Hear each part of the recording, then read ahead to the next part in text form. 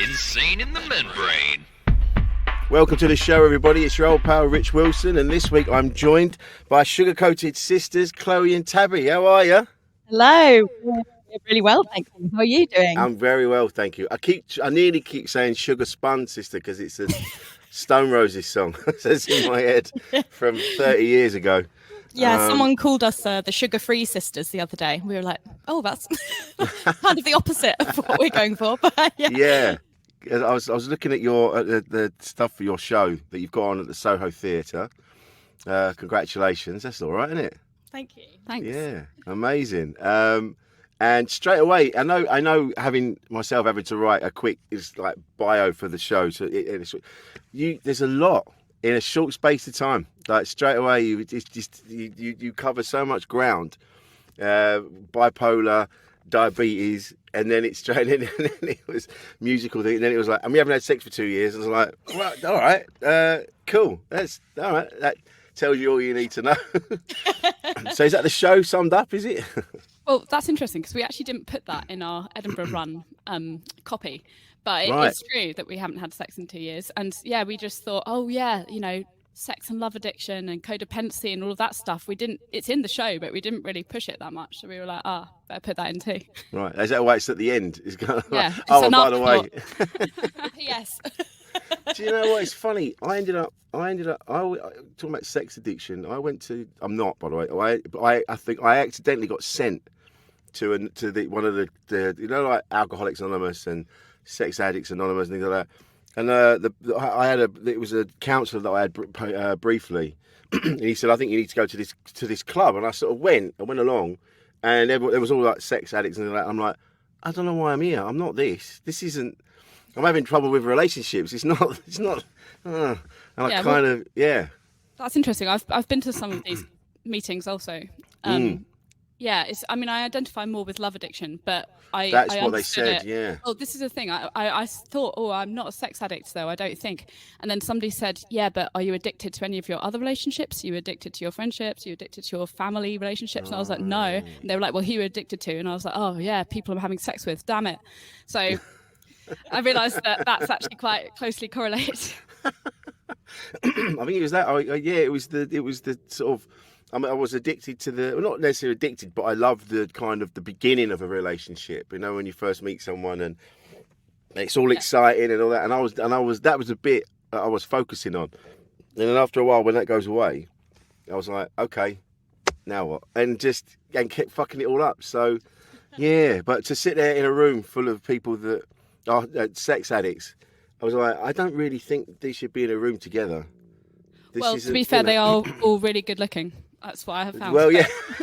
it's important work. It's important work, the things that they do in these rooms. And actually, it really helped me. I went to my first sex and love addicts meeting during lockdown. And I remember thinking, oh, wow, this makes so much sense. I actually haven't thought about it that much. But now that I've come to think of it, maybe actually that's one of my main problems in my life. And I hadn't really thought about it like that until I heard other people talking about it and thought, wow, I really relate, actually.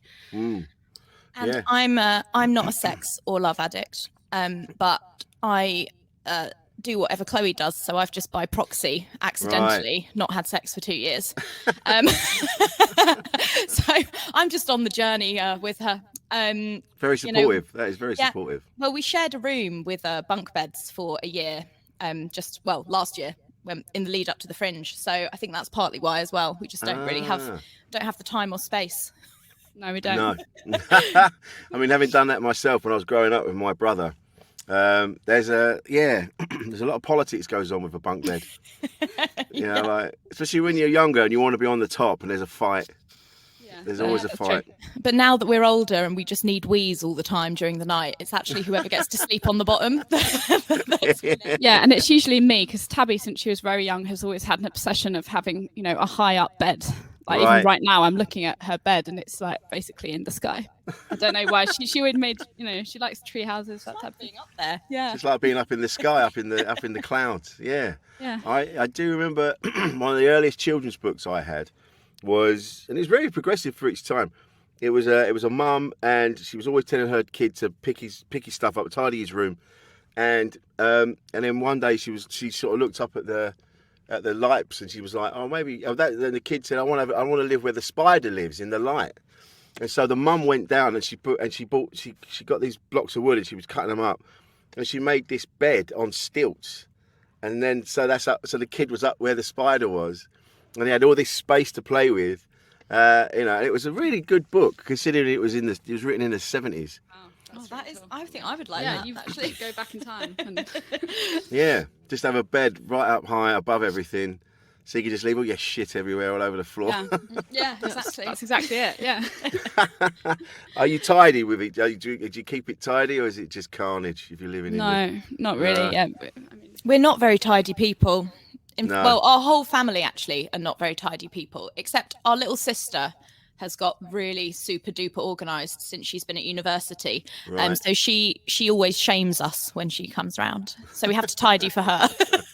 but that's one of the good, it's one of the good things about, we asked her to sort of be the producer for our show, and she was like really excited. She was like, I'll get a clipboard, I'll make lists. And we were like, cool, because we don't want to be doing that.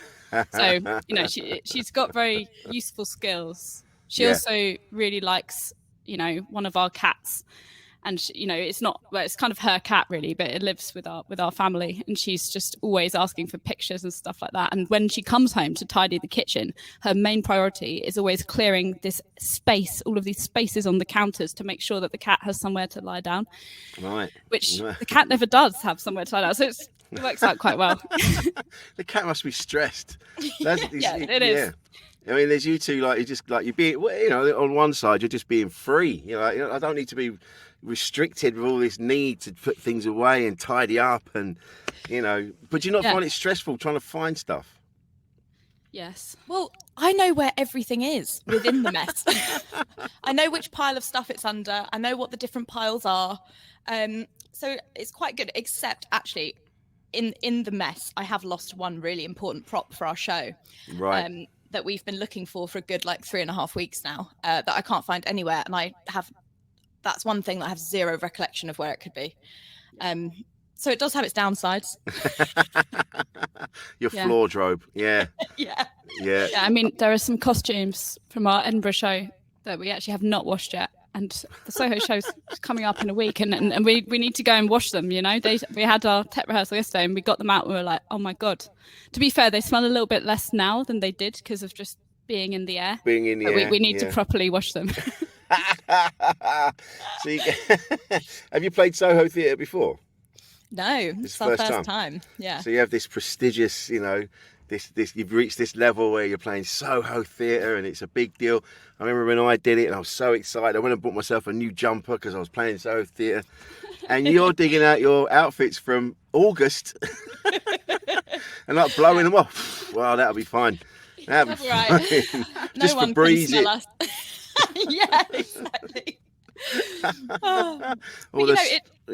on. It took us quite a long time to recover from the Fringe run, I think. So it's like we'll put those things out of sight, out of mind for a little bit, and then when Soho contacted us in January, we were like, oh wow, we are actually going to do this show quite soon. Yeah. And then by the time the show rolls round, yesterday when we had our tech rehearsal, we were thinking, oh my god, it's actually been about 7 months since the Fringe, but it feels like last month. Yeah. It just the time just all merges into one kind of mess.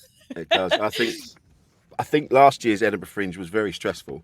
I think a lot of us physically or mentally put our stuff to one side, left it in bags, and went, I'll deal with that later on, because that was hard work. I'm not gonna lie to you, that was fucking hard. Yeah. Yeah, and so everybody felt the same. I feel I've had lots of conversations with different comedians and performers, and they've all said the same thing. Last year's was brutal.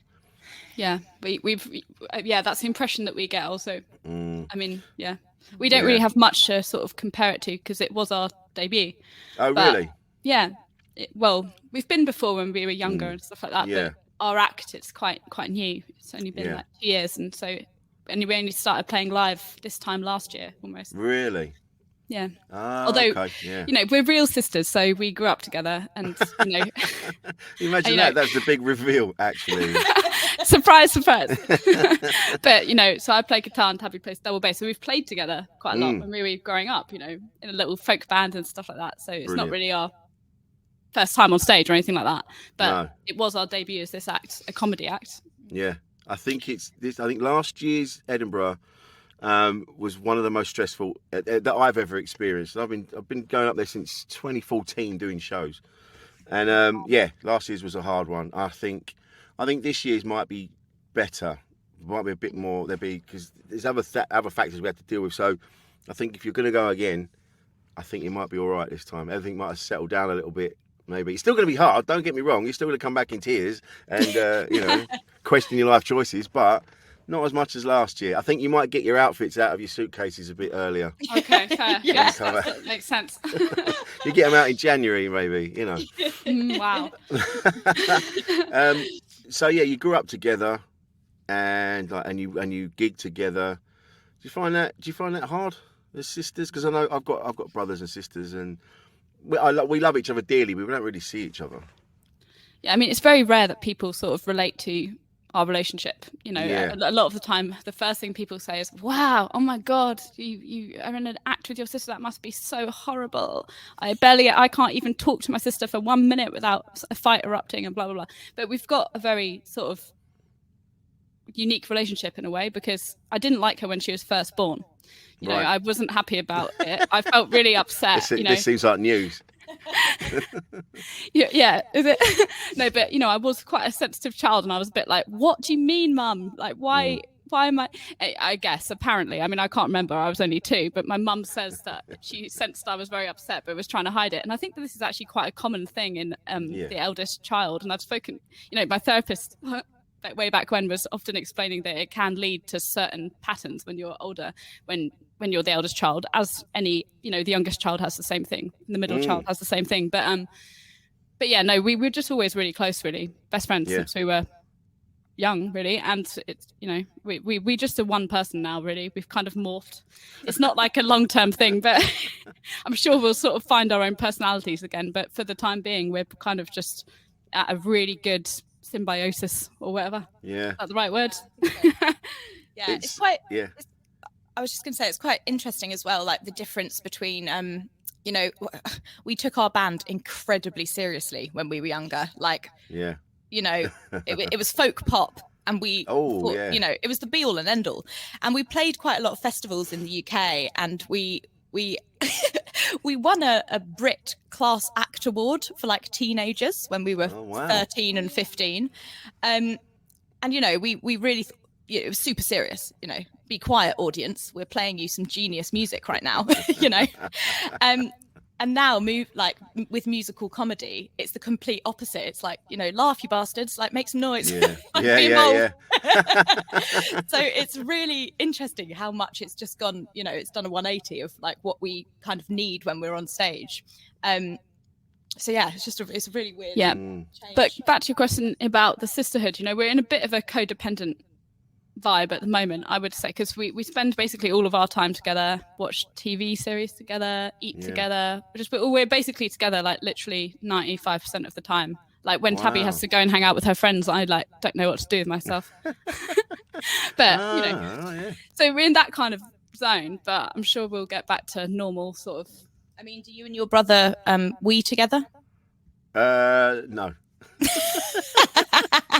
What do you mean? I think my brother would find it extremely odd if I, 1, turned up, and 2, just went, right, I need a piss, you're coming. Do you need a piss? We might as well go together. Is that what you do? That's exactly what we do. Well, do you know what? My wife will hate me for saying this, but where our lounge is at the minute, with the bathroom door is right, so we watch the telly there, and then the bathroom door is right there. And a lot of the time she'll go in there and leave the door open, and she's just like, I just want to make sure you're there. I feel safer when you're around. Oh, that's really cute. You know, that's now we pee with the door open. I mean, she'll hate me for saying that. No, I'm sure she'll forgive you. It's a nice thing, you know. Yeah, it's nice. It shows a comfort, and it shows a a level of relaxation, like you're comfortable around each other, and if you can just, I suppose you don't even think about it, do you? You just go, and the other one just happens to be there. Yeah. Unbelievable. It's just very unusual. For me, it's not unusual for you. It's unusual for me because like I say, I've got a brother and a sister, and we all love each other very much. We don't see each other very often, and we don't really message each other and things like that. We're not particularly close in that aspect, but so it's quite unusual for me to meet people that, especially sisters, that are together all the time. Does that not get stressful at all? Not really. I mean, we have about we realised this was true once, and now this is sort of what we always say when somebody asks us, but we basically have a massive fight like about twice per year. Okay. And then the rest of the time it's pretty chill. Not super massive. Not like huge. Not like physical or anything. But just like a bit of a storming off kind of moment. Yeah. But then the other one storms off, but you storm off together. And then we meet up later in the bathroom for a quick That's it, yeah, you're kind of apology piss, kind of, yeah. Feel better I'm now. sorry. Yeah. Nice. I've been hanging out with my dad too much, man. That was on the dad joke train. Yeah, that was a proper dad pun. Well done. But so the other things in your bio, you were talking about diabetes and you were talking about bipolar. How do they play a factor in your relationship? Like who's diabetic? Me, Tabby. You are. Yeah. And is that what do you call it? The other one. What's the one? It's the one you're born with. Is it that one? Type 1. So there's type 1 and type 2. So you can be born with type 1 diabetes, but I'm not. Mine's not genetic. Okay. No one in my family has it. And I basically developed early onset adult diabetes, which is basically, for some reason, loads of people develop type 1 diabetes when they're about 17, 18 years old. Oh, really? Yeah, and basically my immune system just accidentally attacked the cells in my pancreas. So now I just have an organ that doesn't do its job, that doesn't work. Yeah, so I inject myself with insulin manually. Well, I used to, but 2 years ago I got an insulin pump. So now I just have this little machine that just sends me. There you go. You see it there. It sends insulin through a tube, which is incredible technology. And I was really, really lucky. I'm so grateful to the NHS because they've, saved my life many times from my diabetes, and it makes my life so much easier, particularly being on stage, because I used to panic quite a lot when I worked as a musical theatre actress, because I would check my blood sugar and it would be fine. And then I'd go on stage for a dance number, and halfway through the dance number, I'd be like, oh my God, I'm going to die. Yeah. And I'd have to go and glug a Lucozade. So now it's just really lovely being on stage and having my blood sugar reading is always being sent to my phone every 2 minutes. So I can kind of track myself. Wow. Which is just incredible. But one of the main things about the diabetes is when I was diagnosed at 17, it was kind of at the time when all of my friends were going out, had passed their driving tests, were going out to festivals in the summer, taking loads of drugs, staying up all night drinking. And I was like, oh, I'm suddenly just so aware of my own mortality. Like I'm actually completely in control of whether I live or die. Because if I don't inject for a couple of days, I'll die. So really, that's fun. just fall into a diabetic coma and. Yeah. Wow. So, and I started thinking things like, if there was a zombie apocalypse, literally I would die. So, what am I going to do? If I was in a shipwreck, don't save me. There's no point, because in a few days I'll be dead. So, it's a bit existential, really. That's a lot to take on at a young age. Yeah, I thought so. Yeah. So did that stop you going out and doing the things that you're not supposed to do? Or did you kind of did you just have to be aware, you just kind of balance it out? You go, all right, I'm going to get off my head, but I need to make sure there's a Mars bar in my pocket or whatever. Yeah, exactly. Yeah, I did. I had some fun. My friends were amazing as well when I was diagnosed, and they'd all kind of be on it together. They'd all have snacks in their purse. They all knew how to work my blood checking machine. So they'd always check on me if we had a late night and went to bed in the morning. They'd always wake me up and be like, "Are you okay? Do you need anything?" But it was more just the anxiety, of suddenly knowing that you have a chronic illness that especially one that there's so much stigma about, you know, like, oh, you've got diabetes, you're going to end up with no legs, or you're going to go blind, and blah, blah, blah. Were you an obese child? You know, all of these things that you get asked quite frequently, just kind of builds up. But I think that's part of the reason why, well, Chloe with her bipolar as well, but you know, you kind of do, comedy is such a release for me, because you know, everyone else is making their jokes about diabetes, so actually back off, man. I'm going to make them instead. But you're right, there is that assumption that if you've got diabetes is because you've led an unhealthy lifestyle. You've led an unhealthy life, and it's not. It's just a question of your immune system doing weird things, and it comes from that. And it's we do need to have more of a conversation, because I don't really know much about diabetes. I know people. I remember when I was at school, there was a kid, Jason West, and he always had to have biscuits on him. I couldn't work out. He told me why, but it still didn't make sense to me. He was always like, "Oh, I'm diabetic," so I was always like, "Oh, you've had too much sugar," and then he'd have to have a biscuit, and I go, "But that's too much sugar." So I didn't understand what was going on. Yeah, I mean, I really had no idea about diabetes. And basically, it's about a mile walk to the train station in our town, maybe just under. Yeah. And when I was at sixth form, I couldn't do the walk to the train station without stopping in about 4 corner shops and buying a 2-litre bottle of water and downing it. Oh, wow. And I was like, that's a bit weird that I'm so thirsty all the time. You know, that's kind of not normal. So I got home, and I remember I had been telling my mum, complaining about how thirsty I was and how my vision was going a bit blurry, and I thought I needed glasses maybe, and you know, I just couldn't sleep because I needed to wee all through the night because I was drinking so much water. Yeah. And then she had been to the doctors, and she said, "Oh, I saw a sign in the doctor's surgery that that's one of the symptoms of diabetes. Why don't you just like look it up?" And I was like, "Oh, okay." So I typed it into Google.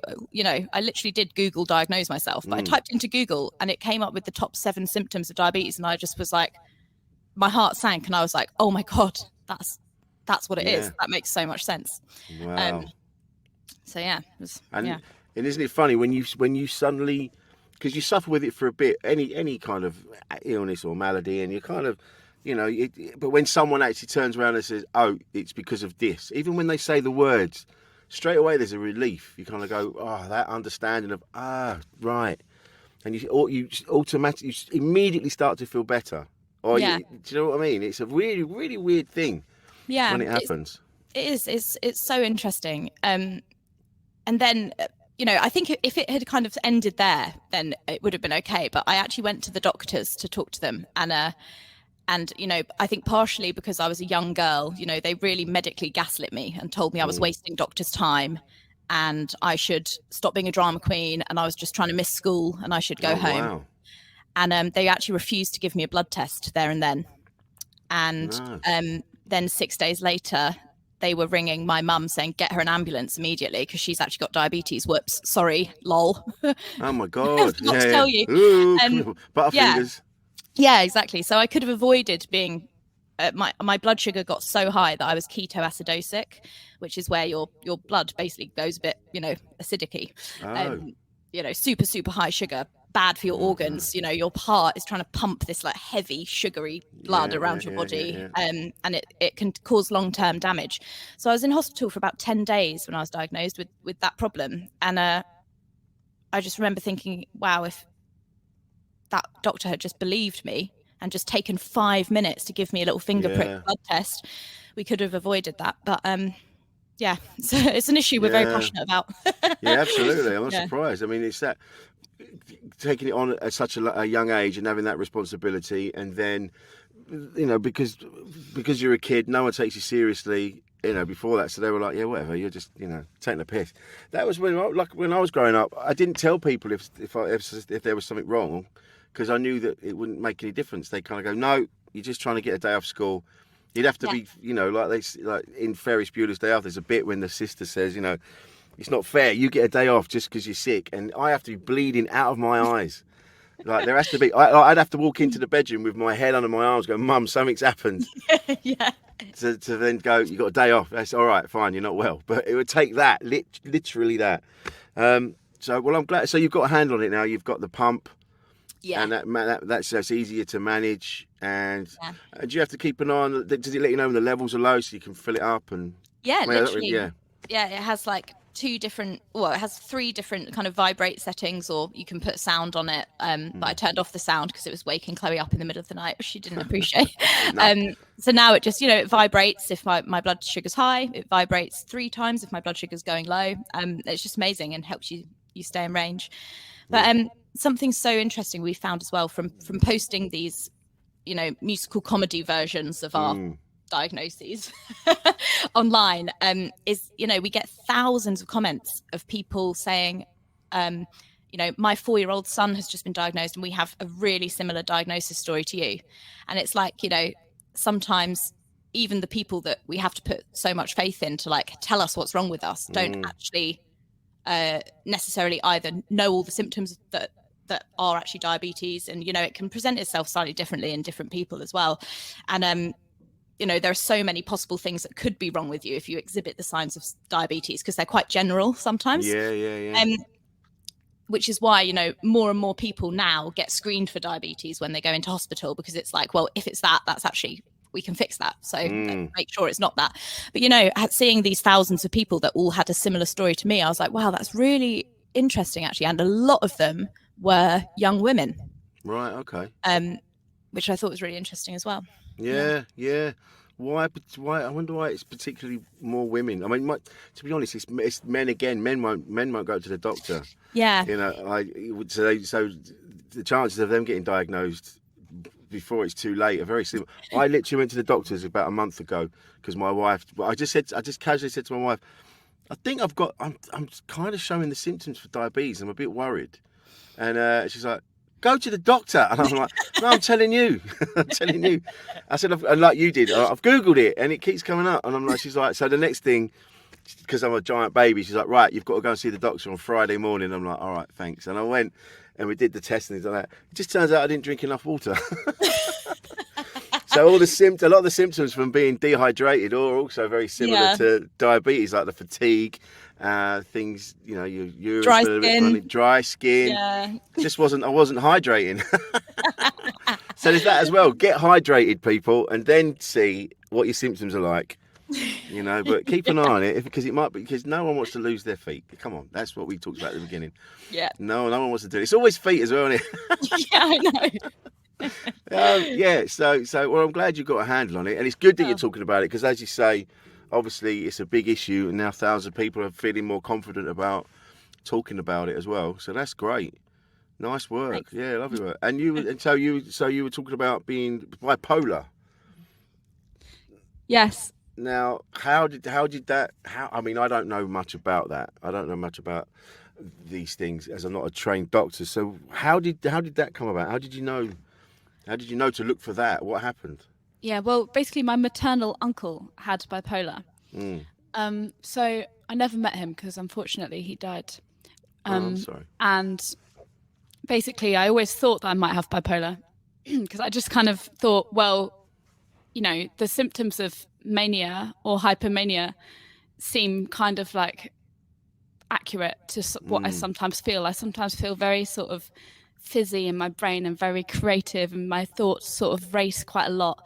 And I don't necessarily not enjoy it. Sometimes I feel quite happy to be sort of in this weird state, and sometimes I sort of would be saying weird things to people, like I feel like every atom in my body is vibrating with joy and energy, and I can feel the molecules swimming around, and they'd be like, it's a bit weird. And so I kind of felt this way since I was really young, and bipolar sort of manifests itself slightly later in life, sometimes like in your 20s as opposed to when you're an actual child.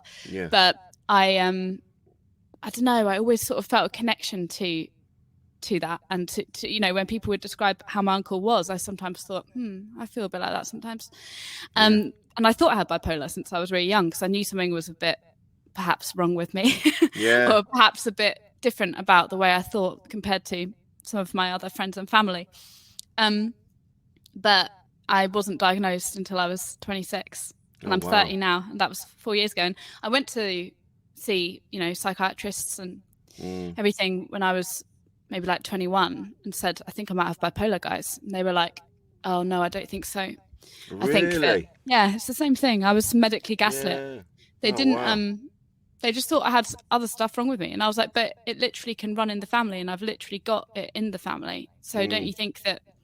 And then, yeah, don't you think we should look into it? But you know, eventually I was told by quite like forcefully, give up on this thing. I don't think you've got that. I think you're just depressed with, you know, anxiety. And I was like, oh, okay. So I really like suddenly thought, okay, maybe everyone else is right. Maybe I'm wrong with this like gut feeling. I think maybe I'm wrong. So I just kind of sort of gave up on it for a while. Yeah. But then I entered a hypomanic episode again. Right. Quite a sort of severe one. My family were kind of like, are you on drugs? Like, Oh, well, my wow. little sister, not Tabby, the other one, she kind of said, are you on drugs? And if so, can I have some? Because, you know, I was just It was obviously a good high you seem to be on. It was a good high for me at the time. But, well, you know, I'm quite self-aware in general. So if I am feeling high, sometimes I kind of know that I'm feeling high, and I can kind of somewhat sense that it probably isn't going to last like this. Yeah. And it's kind of good and bad. You know, it's not all good, mania. People sometimes think that mania is super fun, but it's not. Sometimes it is, but sometimes it's not.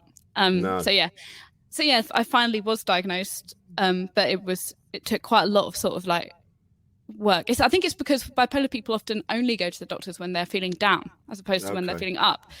So it's quite hard to catch. Feel the need, yeah.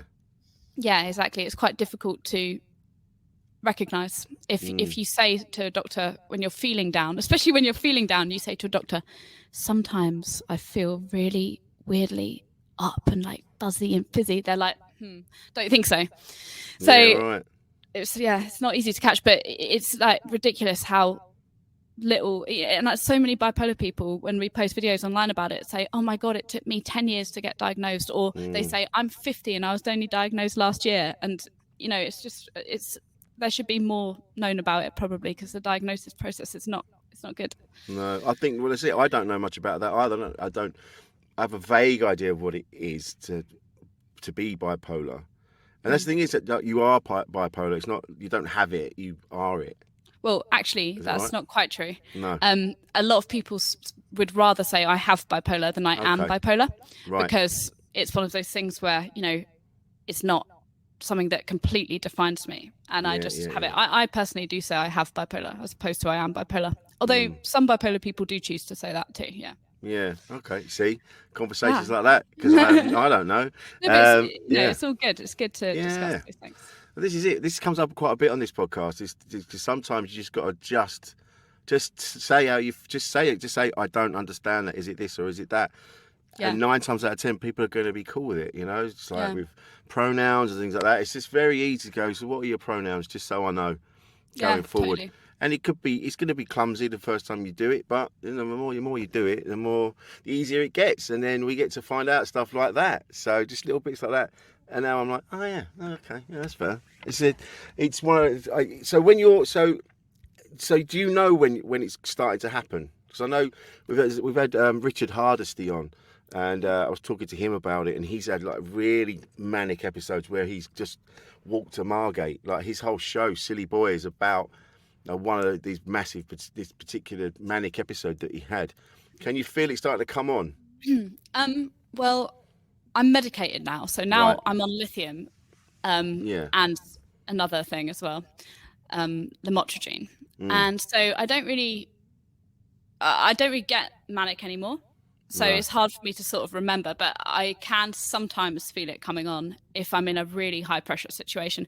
Funnily enough, the performing live, sometimes once it's over, I feel really happy and sort of am a bit high from the sort of stage and from the connecting to people. And I do sometimes feel a bit of what I call it is I feel like streaks of mania, you know. Right. I think also because I have bipolar, I think I remember what it's like to be in a hypomanic episode, and I remember what it's like to be really, really depressed. So I think that my ability to sort of flick between the extremes of the spectrum are a little bit higher than somebody without bipolar. So I can kind of remember how that could have occurred.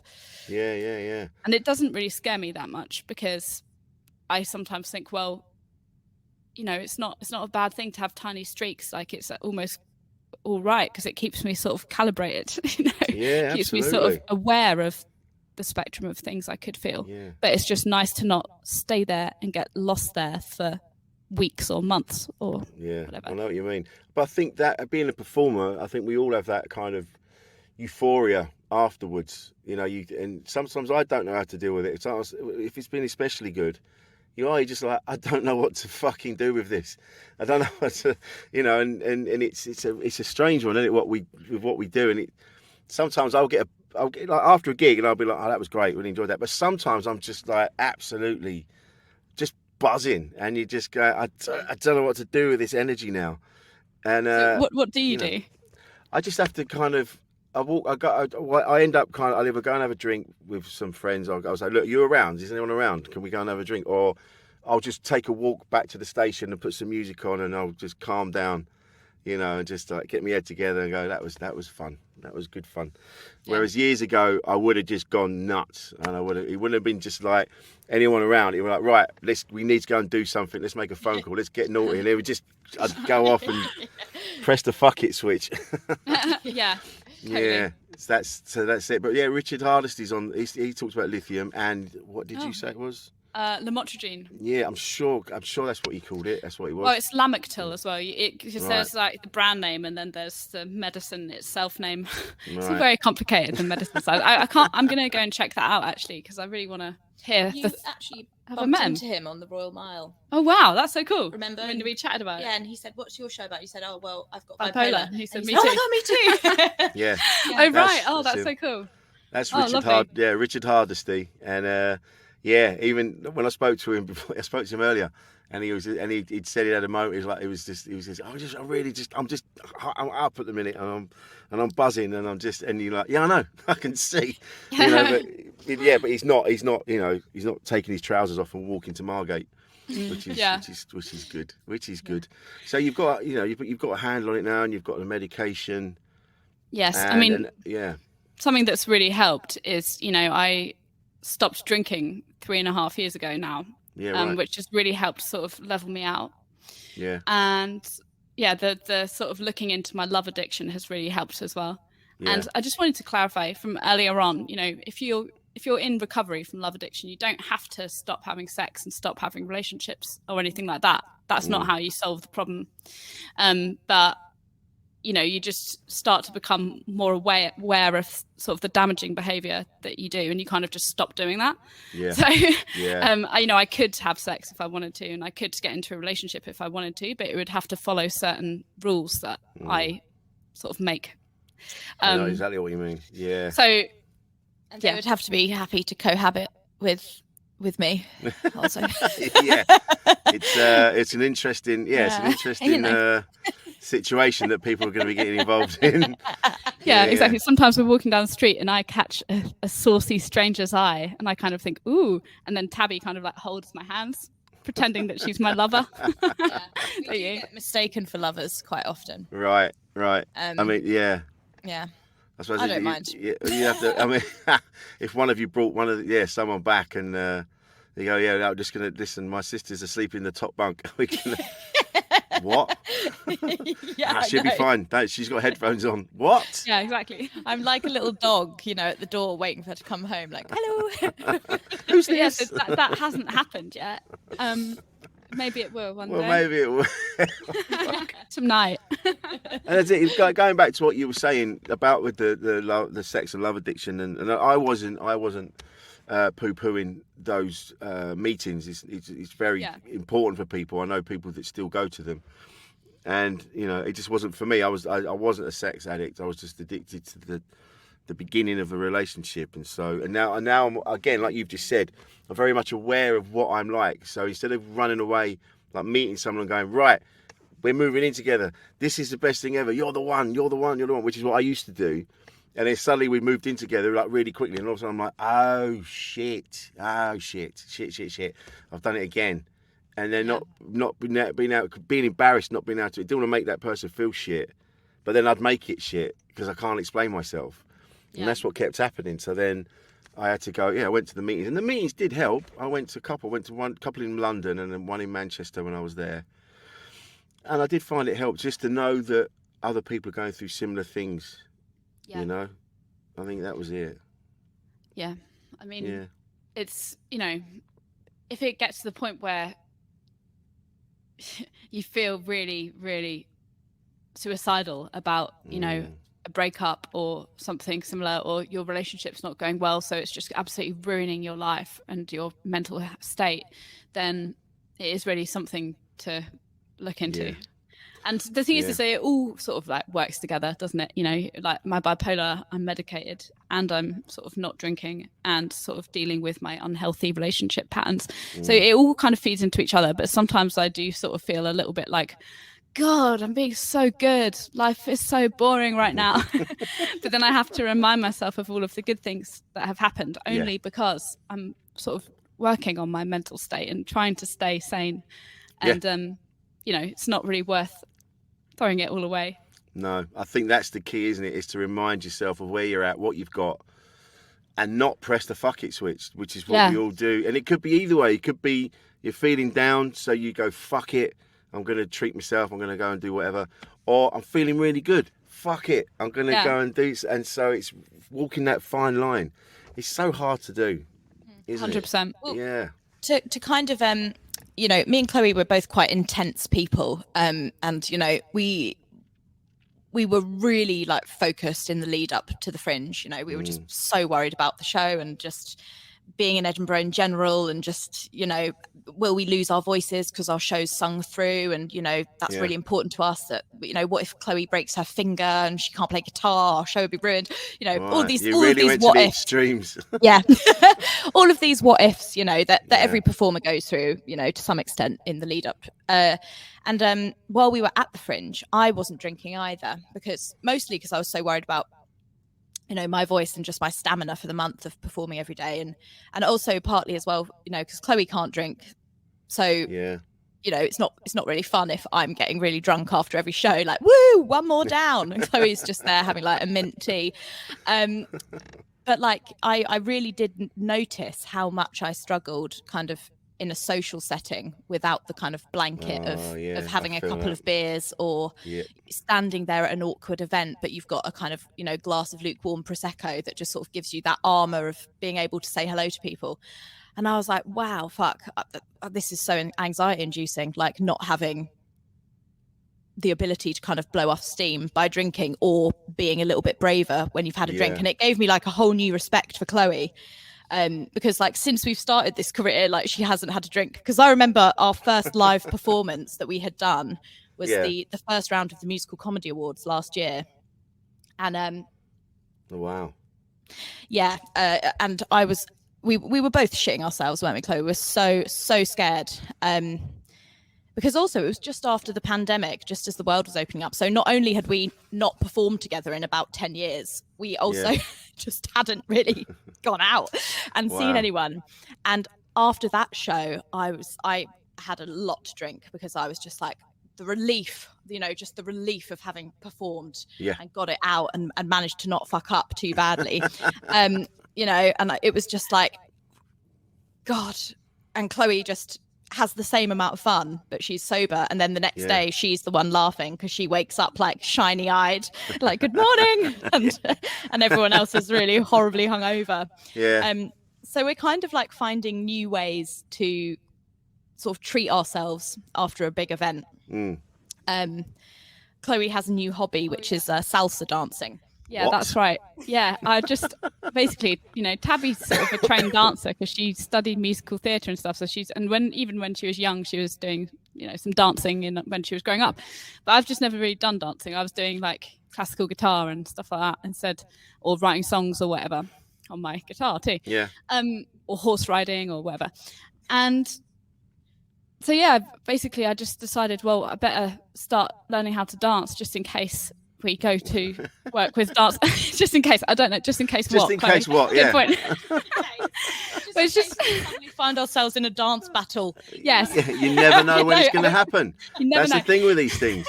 They just come out of nowhere. It's because sometimes, you know, like we collaborate online with, you know, other musical theatre people, and then they're like, right, and now let's do a little dance step, and I'm like, I don't know what that entails. What is that? Step will change who?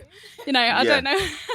So I thought, I'm just going to learn a bit of salsa just to improve my coordination. And now, I'm obsessed. I have 4 pairs of salsa shoes. I have about 10 different salsa dresses, and I'm always, you know, I begged Tabby to come with me and dance as the man, so that I can practice at home. And she did. So now I'm just always being like, let's dance salsa, Tabs. And she loves it too now, so it's all good. Oh, lovely. And so your first gig, live gig, was at the awards thing, you said? Yes. And so before that, what were you doing? Was this on TikTok that you sort of started? Yes. This was, you know, it was all a big accident. You know, it wasn't a mistake. Like, obviously, we don't regret it. It's a good mistake. But basically, it was just completely random. Tabby and me, we were both upset. I was depressed because I had the last interaction I had with my love addict, you know, situation partner. So I was really upset. And then Tabby got dumped as well. What? Yeah, I got dumped over text in that Christmas lockdown. You know, the like second lockdown we had, the November, end of November one. I'd been seeing this guy for like 6 months at this point, 7 months maybe, and he just dumped me over text. It was really awkward. Wow. And me and Chloe had just moved in together in Brighton, where you're from. That's where I'm living. Yeah. Well, we're from Hove, actually. Hove, actually. That's what it's called as well, isn't it? Yeah. Hove, actually. Yeah. So we were living together in this little flat in Hove, and we couldn't go outside because we were in our second Christmas lockdown, and we'd both just had these horrible experiences with our lovers, and like Tabby was a bit more depressed than me, which is normally the other way around. You know, normally she's the nurturer of the relationship. She cooks for us, does more of the cleaning. I say more because it's not much. As discussed previously, move the piles. That's it. I've just tidied up. There we go. There's a space for the cat. So anyway, because she was so depressed, I was like doing my best to cook really horrible things. But you know, I was trying. I was cooking like tortellini, only 3 minutes in the pan. You know, it was good. I was trying my best, and I kind of found some TikTok challenges. And Tabby's really strong. She always has been. She's like very muscular.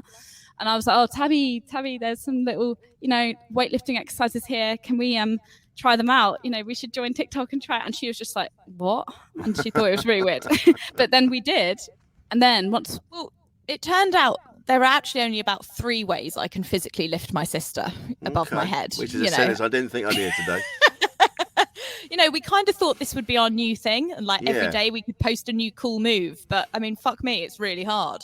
And so, you know, 3 days in, we were like, okay, we're going to have to think of a new niche because this isn't going to work. And we just got this idea in our head. We had just been, you know, we just wrote a musical parody to a Coldplay song about our exes, and we filmed it like really quite crappily on our phones, and we recorded the audio through our like headphone microphone on GarageBand, and edited it together and posted it on TikTok, and it went viral. Right. Yeah, but the thing is that we didn't know what TikTok was for. I had only just seen these random weightlifting challenges. I thought it was just lip syncing, stuff like that. But once we actually were on it, we were like, oh my goodness, there's like acting and music. Oh my goodness, we could get involved. Let's do that. So that's sort of why we just didn't know what it was. And then once we did know what it was, we were like, wow, we should be creating on this app. It's amazing. So we did. So we did that one. Then we did some Chicago parodies, modern day Chicago, about dating apps, Hinge, Tinder, etc. And that sort of really took off. And then we were like, wow, let's just keep going. And we did. Those parodies were the ones that broke the kind of million mark, you know. So they went viral enough that people we actually knew started posting them on Instagram and sending us messages saying, is this you? And we were like, oh shit, actually, I mean, we posted it to our 10 followers on TikTok, but now they've blown up and kind of gone across to another platform. So I've seen the Coldplay one. And I've forgotten I'd seen it until you mentioned it. That's not our best work. We've got better since then. It was good enough. Someone sent it to me. I mean, have you seen this? So and I was like, oh, that's cool. And I didn't really. You see so much. You go, oh yeah, that's cool.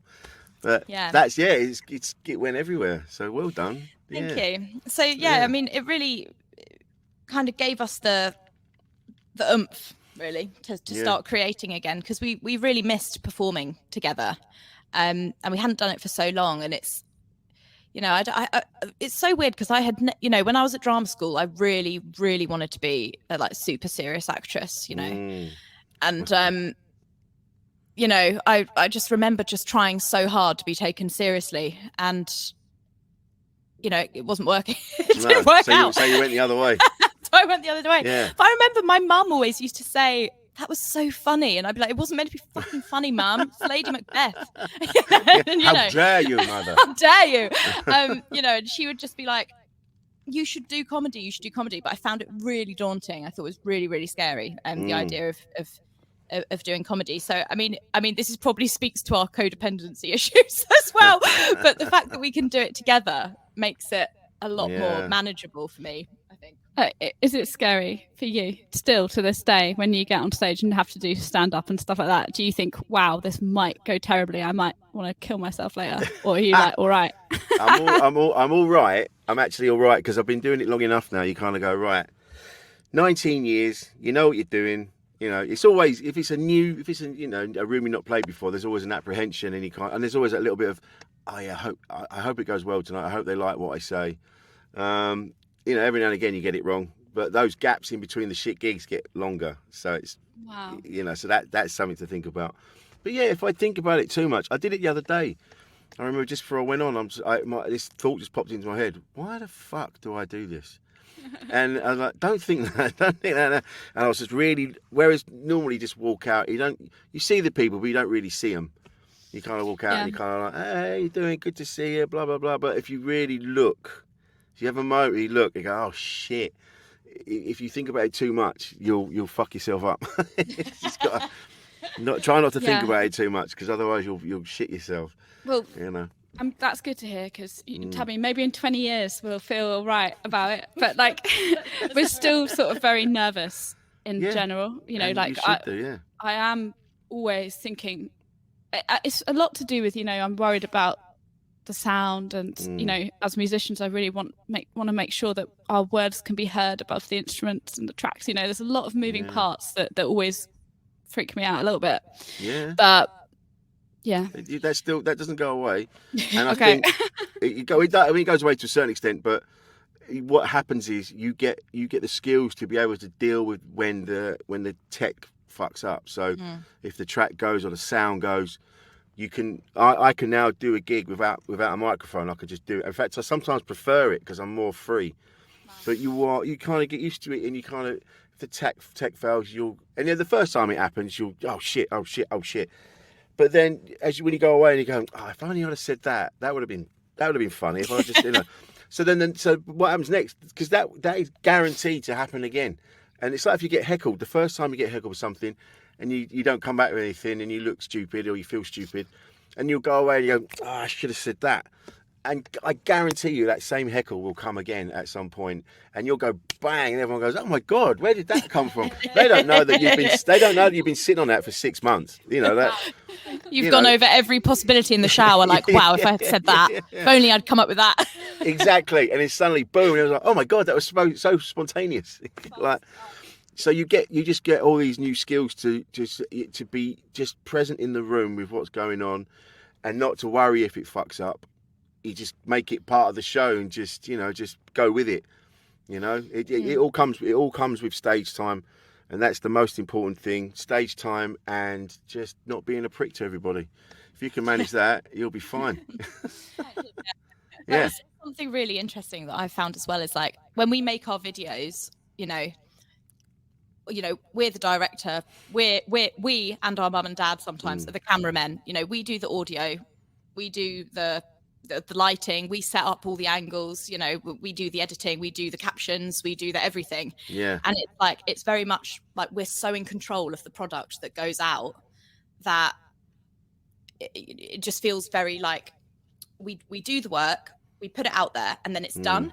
And then it's like a finished little 45-second thing that, you know, is kind of out there now, so we can kind of forget about it, and people comment on it and whatever. And you know, we are very, very lucky with our TikTok channel that we've tapped into just a really gorgeous community, and it's quite rare that we get horrible comments. And if we do get horrible comments, they're normally from, like, you know, 13-year-old boys saying, you're too old to be on TikTok, we hate you, you know, whatever. That's fine. Whereas, you know, when we're on stage, it's so alive, the comedy. It's like it's a conversation with you and the audience, and like they're involved. It's not like just sit there and watch us and then say what you want afterwards, but not to us. You can just say it to each other. It's like, you know, they're looking at you like this, and you can literally see either the joy or the like slight ennui in their eyes. And it's like, it's just so magical to be, and frightening, obviously, to be like in amongst it. That's terrifying. It's absolutely terrifying. And if you overthink it, you'll never do it. But I think that the trick is, like I said, to just be in the moment with your surroundings, and whatever happens. I know you've got a certain, you know, songs go a certain way. You've probably got for the show, it's got a pattern, it's got a trajectory that has to follow and all that sort of thing. But don't be scared if it fucks up, and to come out of it and go, it doesn't normally go like this. I tell you, at this point we're supposed to be doing blah blah blah, but because of this, now we've got to do blah blah blah, and just have fun with it, because then people get an experience as well. They get a show that other people might not get, you know. It's they're in a moment going, oh, that was funny when the thing fucked up, and then they did the thing, and you know. But that all comes from time and experience, and that'll all come along. But just enjoy it. I think, because if you enjoy it, then the audience enjoys what you're doing. You know, that's the thing with live performances. And I'm just now getting my head around TikTok, just because I kind of never took any notice of it. I kind of put a couple of bits up, didn't take any notice, but now I've had a few people explain to me how you do it.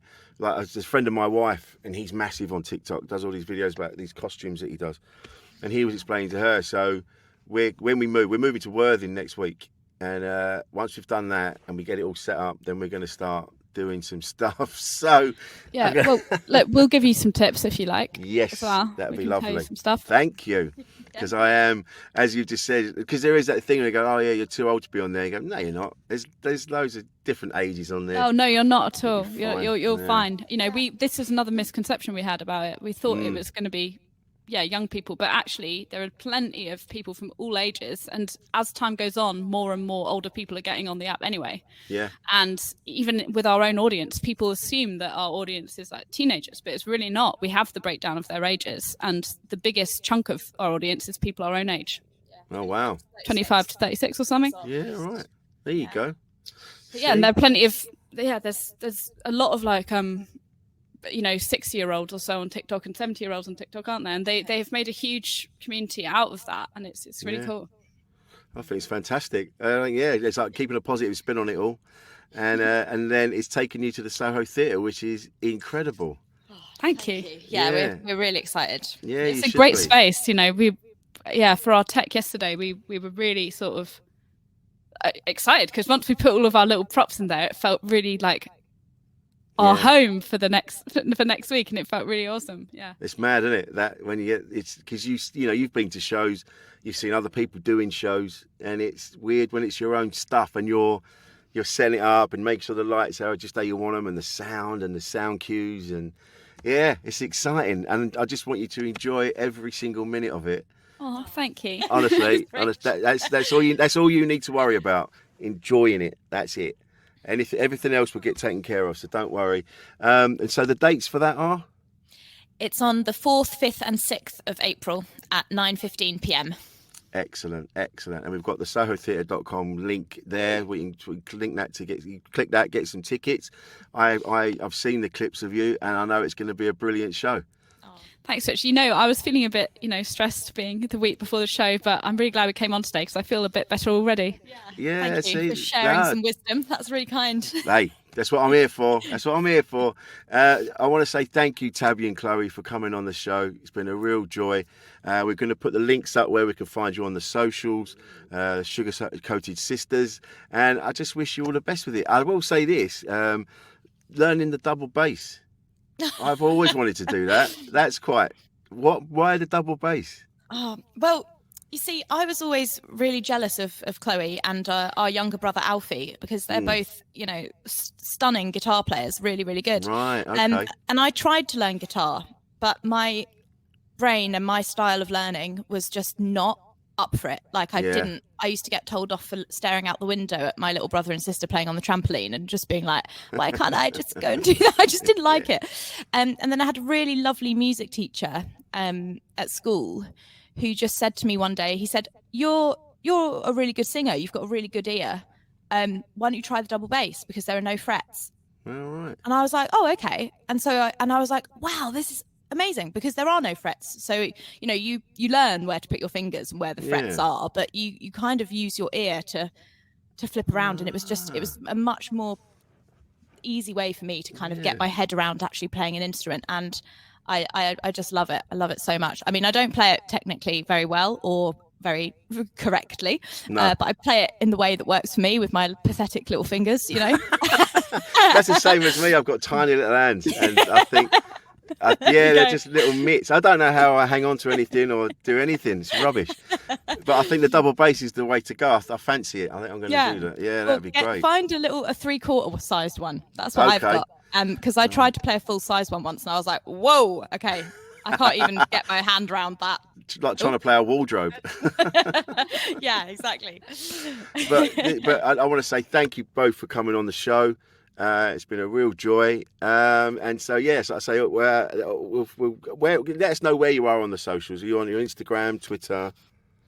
On TikTok, we are at Sugarcoated Sisters. And on Instagram, we are the Sugarcoated Sisters. And on Facebook as well, the Sugarcoated Sisters. Excellent. Wow, the producer has done a great job here, because it's right there, right now. I love that. We don't muck around. Well done. Well done, producer Paul. Thank you. So thank you, Tabby and Chloe. Thank you so much. Good luck with it all. And I'm sure I'll see you out and about on the circuit. This has been Insane in the Membrane. I've been Rich Wilson. This has been the Sugarcoated Sisters. We'll see you next time. Insane in the Membrane.